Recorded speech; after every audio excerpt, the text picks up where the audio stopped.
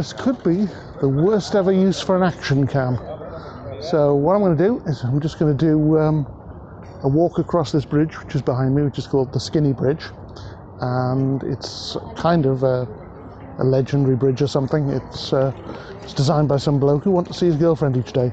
Seems a bit over the top transport for just seeing your girlfriend each day, but that's what it's for. Just adjust the cam slightly. So here we go, and then I'm going to do the walk, I hope. Whoops. That should be fine. So let's see how this GoPro works.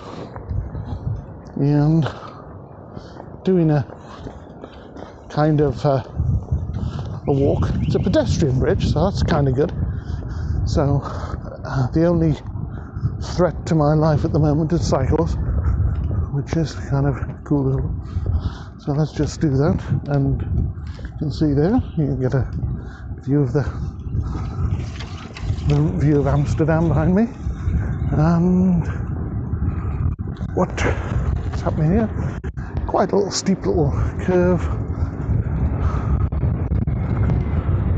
over the top, and probably just took my life in my hands there to try and get through this whole thing. And that's it, really. Short walk along the Skinny